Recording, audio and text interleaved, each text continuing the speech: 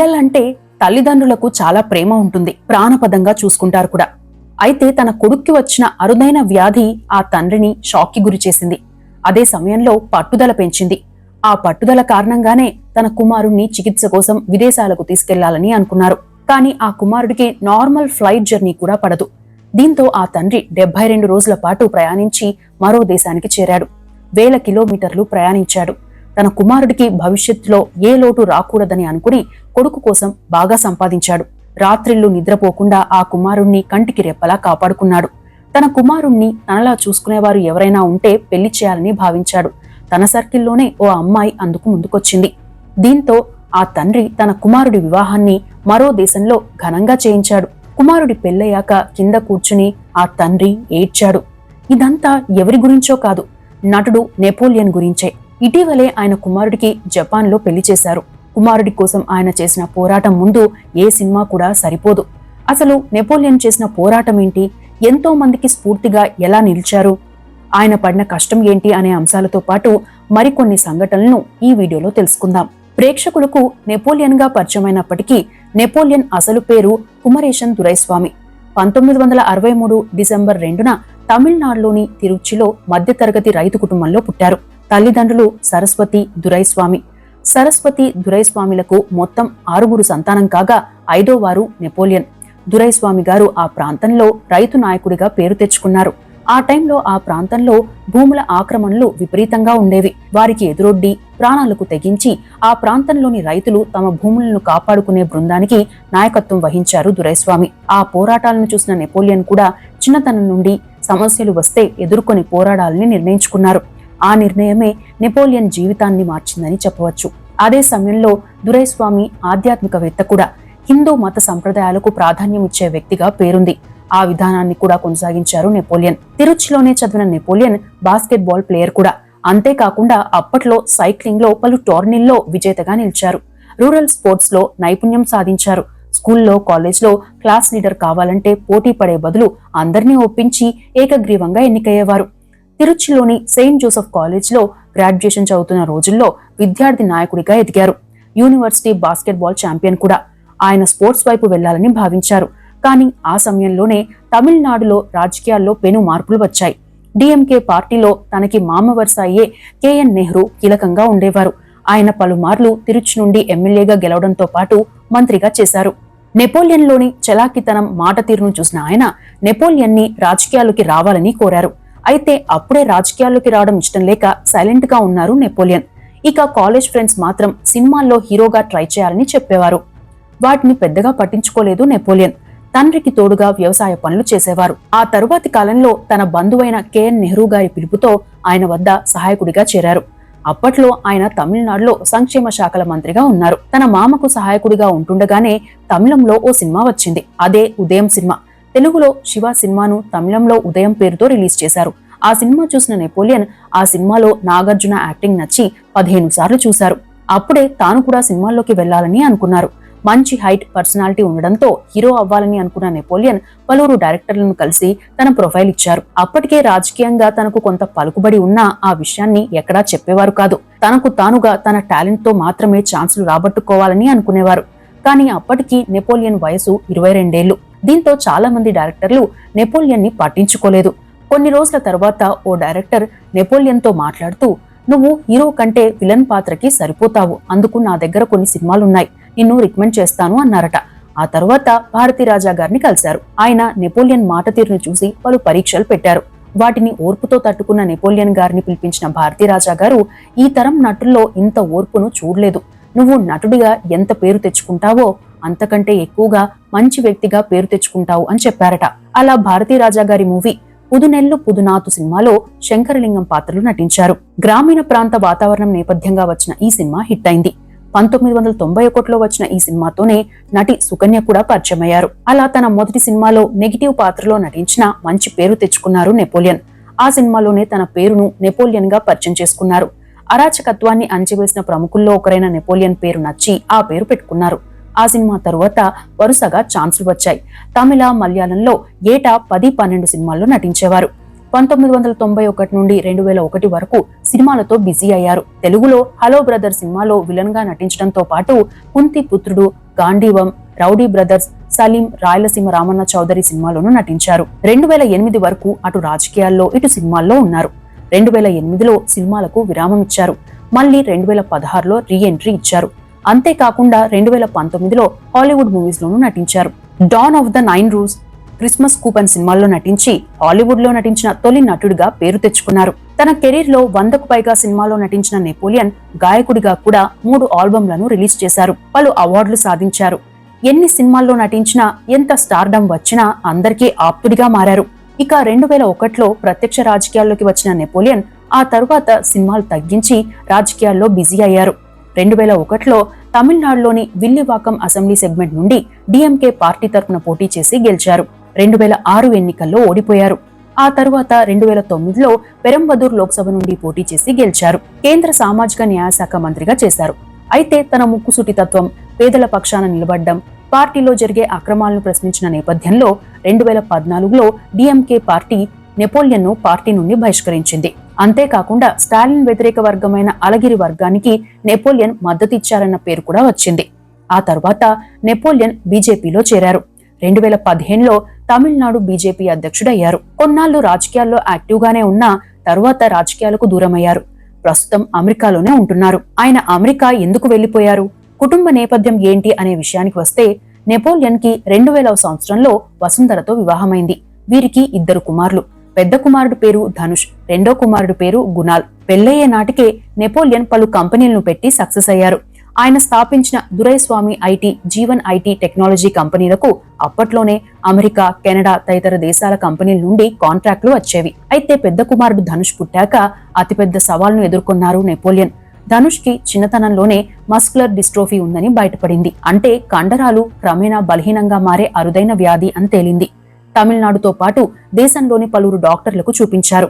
Allopathy, homeopathy ఇలా అన్ని రకాల వైద్యం చేయించినా తగ్గలేదు. అంతేకాకుండా వయసు పెరుగుతున్న కొద్దీ ఎక్కువ ప్రభావం చూపే లక్షణం ఆ వ్యాధికి ఉండడంతో వీలైనంత వరకు ఆ వ్యాధి పెరగకుండా ఉండేందుకు ట్రీట్మెంట్ చేయించాలనుకున్నారు. అయితే విదేశాలకు తీసుకెళ్లడానికి కూడా అవకాశం లేకుండా పోయింది.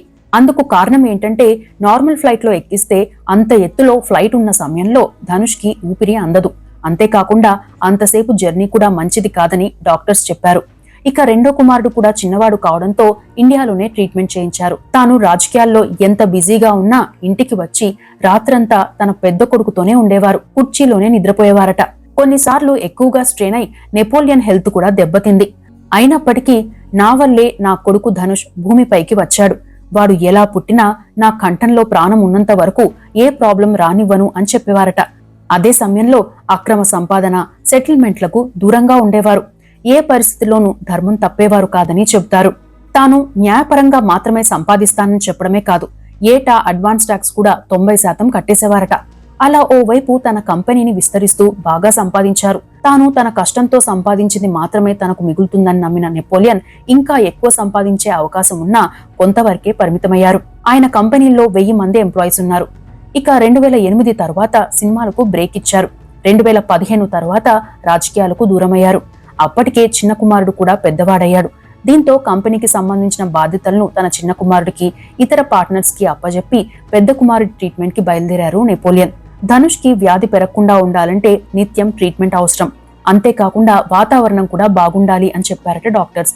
ధనుష్ ఫిజికల్ గా అలాంటి సమస్యను ఎదుర్కొన్నా మెంటల్ గా స్ట్రాంగ్ గా ఉండే వ్యక్తి, చాలా షార్ప్ కూడా.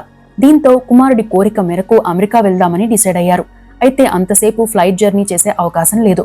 ప్రత్యేక ఫ్లైట్ కూడా అవైలబుల్ గా లేవు. క్రూజ్ లో అంటే నౌకాయానం ద్వారా వెళ్లాలనుకున్నా సముద్రంపై ఉండే వాతావరణం ధనుష్ కి ఇబ్బంది అని డాక్టర్స్ చెప్పడంతో మరో డేరింగ్ స్టెప్ వేశారు నెపోలియన్. తన కుమారుడికి ఉన్న సమస్యను జపాన్ ఎయిర్లైన్స్ వారికి చెప్పి అక్కడి నుండి స్పెషల్ జెట్ ను రప్పించుకున్నారు. చెన్నై నుండి అమెరికాకు వెళ్లేందుకు నార్మల్ గా అయితే 24 నుండి 36 గంటలు పడుతుంది. స్పెషల్ ఫ్లైట్ అయితే మరో 10 గంటలు ఎక్స్ట్రా అవుతుంది. కానీ వీరికి 15 రోజులు పట్టింది. కొన్నిసార్లు పలు ఎయిర్పోర్ట్స్ లో పర్మిషన్ వచ్చేది కాదు. అయినా సరే నియర్ బై ఎయిర్పోర్ట్స్ లో ఫ్లైట్ ని ల్యాండ్ చేసి అక్కడ కుమారుడికి విశ్రాంతి ఇచ్చి హెల్త్ చెకప్ చేయించి మళ్లీ బయలుదేరేవారు. అలా 15 రోజుల పాటు జర్నీ చేశారు. అయితే అమెరికాకు వెళ్లాక మరో సమస్య తలెత్తింది. అక్కడ పొల్యూషన్ ఫ్రీ ఏరియా అయిన నాష్ విలేజ్ లో నివాసం ఉండాలని అనుకున్నారు నెపోలియన్. కానీ అక్కడికి ఈ స్పెషల్ జెట్ కు పర్మిషన్ లేదు. వేరే ఫ్లైట్ లో వెళ్లేందుకు ధనుష్ హెల్త్ సహకరించదు. రోడ్డు మార్గం మాత్రమే వెళ్లాల్సి ఉంటుంది. అందుకు వేల కిలోమీటర్లు ప్రయాణించాల్సి వచ్చింది. నార్మల్ కార్ లేదా స్పోర్ట్స్ కార్ అయితే 2 రోజుల్లో వెళ్లిపోవచ్చు. కానీ కొడుకుని జాగ్రత్తగా తీసుకెళ్లాలి. అందుకోసం జనరల్ మోటార్స్ వారితో మాట్లాడి వారం రోజుల్లోనే ప్రత్యేకమైన కారుని తెప్పించుకున్నారు. ఒక్కో చోట రోజుకి 80 కిలోమీటర్ల చొప్పున ప్రయాణించి హోటల్స్ లో బస చేసి చివరికి అక్కడికి చేరారు. అప్పటికే అక్కడ ప్రత్యేకంగా ఇల్లు కట్టారు. కొడుకు అనుక్షణం సంతోషంగా ఉండేలా డిజైన్ చేయించారు. బాస్కెట్బాల్ కోర్ట్, థియేటర్ ని నిర్మించారు. అన్ని వసతులతో ఉండేలా ఇంటిని తీర్చిదిద్దారు. అక్కడికి వెళ్లినా ఇక్కడ ఉన్న సేమ్ ట్రీట్మెంటే. కానీ సౌకర్యాల కోసమే ఫ్యామిలీని షిఫ్ట్ చేశారు. అక్కడికి దగ్గరలోనే 3000 ఎకరాలను కొన్నారు. దేశీ ఆవులతో ఫామ్ ని, డైరీని ప్రారంభించారు. ఆ ఇంటికి, తన పొలానికి, ఫామ్ కి కనెక్టివిటీ ఉండేలా కెమెరాలను ఏర్పాటు చేసుకున్నారు. నిత్యం కుమారుని చూసేలా తనకంటూ ప్రత్యేక ఏర్పాట్లు చేసుకున్నారు. ధనుష్ కూడా తండ్రిని నిత్యం చూస్తూ తండ్రి చేసే పనులను ఆస్వాదిస్తూ హ్యాపీగా ఉండడం ప్రారంభించారు. తనకు కాళ్ళు చేతులు పనిచేయడం లేదనే బాధ నుండి బయటపడ్డారు. అక్కడే ఓ కాలేజ్లో దూర విద్య ద్వారా అడ్మిషన్ ఇప్పించారు. అలా ధనుష్ మ్యాథ్స్ లో డిస్టింక్షన్ లో గ్రాడ్యుయేషన్ పూర్తి చేశారు. తన ఇంటికి సమీపంలోనే ఓ గుడిని నిర్మించారు. నిత్యం అక్కడ పూజలు జరుగుతుంటాయి కూడా. తాను ఎంతగానో ప్రేమించే దేశాన్ని, ఎంతగానో ఆరాధించే తమిళనాడుని, ఆప్యాయత పంచుకునే బంధువులను వదిలేసి కేవలం కొడుకు కోసమే అమెరికా వచ్చేశానని, అయినప్పటికీ నిత్యం నా దేశం, నా ప్రాంతమే తనకు గుర్తొస్తుందని చాలాసార్లు చెప్పారు నెపోలియన్. అయితే తన కుమారుడు తన వల్లే ఈ భూమి మీదకు వచ్చాడు కాబట్టి నా కంఠంలో ప్రాణం ఉన్నంత వరకు అతన్ని కాపాడుకోవాల్సిన బాధ్యత తనపై ఉందని తాను నమ్ముతానని చెబుతారు నెపోలియన్. పిల్లలకు ఆస్తులు ఇచ్చినా ఇవ్వకున్నా మంచి ఆరోగ్యం, మంచి నడవడిక ఇవ్వాలని, అయితే తాను ఆరోగ్యం ఇవ్వలేకపోయానని, అందుకే కుమారుడికి మంచి నడవడిక నేర్పడంతో పాటు సామాజిక సేవ చేసే వ్యక్తిగా తీర్చిదిద్దానని చెప్పారు. ఇక కొంతకాలం క్రితం చిన్న కుమారుడికి పెళ్లి సంబంధాలు వచ్చాయి. అయితే పెద్ద కుమారుడికి పెళ్లి చేయకుండా చిన్న కుమారుడికి పెళ్లి ఎలా చేస్తామని బాధపడ్డారు నెపోలియన్. తన పెద్ద కుమారుడిని తనకంటే బాగా చూసుకునే అమ్మాయి దొరికితే ఆస్తి, కులం, రంగు, చదువుతో సంబంధం లేకుండా పెళ్లి చేయాలని భావించారు. కానీ ఎవరూ ముందుకు రాలేదు. ఓసారి నెపోలియన్ గారి ఇంటికి వచ్చిన ఆయన స్నేహితుడి కుమార్తె అక్షయ ఓ సందర్భంలో ధనుష్ విషయంలో చాలా కేర్ తీసుకున్నారట. ఈమె నెపోలియన్ కి దూరపు బంధువు కూడా. వీరు తిరునెల్వేలిలో ఉంటారు. అక్షయ తన కుమారుడి విషయంలో వ్యవహరించిన తీరు నచ్చి నెపోలియన్ చాలా స్మూత్ గా పెళ్లి విషయాన్ని అక్షయ తండ్రి వద్ద ప్రస్తావించారట. ఆయన కూడా ఈ విషయాన్ని అక్షయ వద్ద చెప్పడంతో ఆమె ఒప్పుకున్నారు.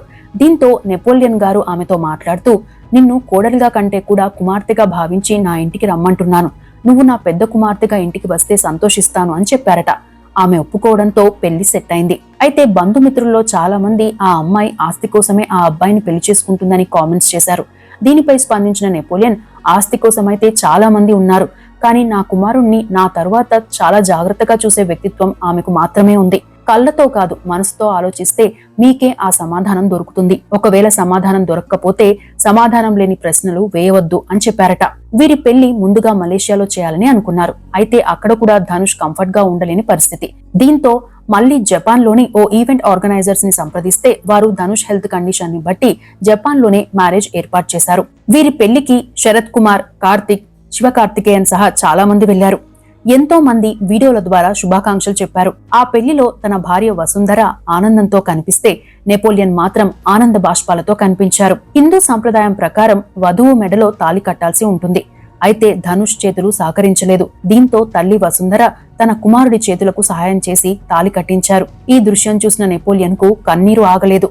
ఇక పెళ్లి అయిపోయాక, ఆ కన్వెన్షన్ నుండి బంధుమిత్రులు వెళ్లిపోయాక నెపోలియన్ మాత్రం ఆ పెళ్లి మండపం వద్దే కూలబడి చాలాసేపు ఏడుస్తూ ఉండిపోయారట. తాను తన జీవితంలో ఏది చేసినా కుమారుడి కోసమేనని, తన తదనంతరం తన కుమారుడి పరిస్థితి ఏంటనే టెన్షన్ ఉండేదని, కానీ తన కుమారుణ్ణి తల్లిలా చూసుకునే అక్షయ చేతిలో పెట్టానని, తన జీవితంలో ఇంతకంటే ఆనందం ఏముంటుందని, ఇక ముందు తన జీవితం అంతా సేవా కార్యక్రమాలకే వినియోగిస్తానని చెప్పారట నెపోలియన్. ఇప్పటికే బిజినెస్ మ్యాన్ గా అమెరికా, న్యూజిలాండ్, కెనడాల్లో కంపెనీలున్నాయి. తన కంపెనీల్లో వచ్చే లాభాలతో 2001లోనే ప్రత్యేక ట్రస్ట్ ను పెట్టారు. నెపోలియన్ జీవన్ ఫౌండేషన్ ను స్థాపించారు. Institute for muscular dystrophy and research కోసం ప్రత్యేక యూనిట్ ను ఏర్పాటు చేశారు. అంతేకాకుండా ధనుష్ పుట్టినరోజు సందర్భంగా విద్యార్థులకు, పేదలకు హెల్త్, ఎడ్యుకేషన్ విషయంలో పలు సహాయ కార్యక్రమాలు చేస్తున్నారు. అయితే ఆయన చేస్తున్న సహాయ కార్యక్రమాల వివరాలను ఎక్కడా బయటకు చెప్పవద్దని కండిషన్ పెడతారట. మొత్తం మీద చిన్న చిన్న సమస్యలకే కఠినమైన నిర్ణయాలు తీసుకుంటున్న ప్రస్తుత పరిస్థితుల్లో నెపోలియన్, ఆయన భార్య వసుంధర గార్ల ధైర్యం, ఓర్పు, ప్రేమ మాత్రం ఎంతో మందికి స్ఫూర్తిదాయకమని చెప్పవచ్చు. ఇవి నెపోలియన్ కు సంబంధించిన అంశాలు.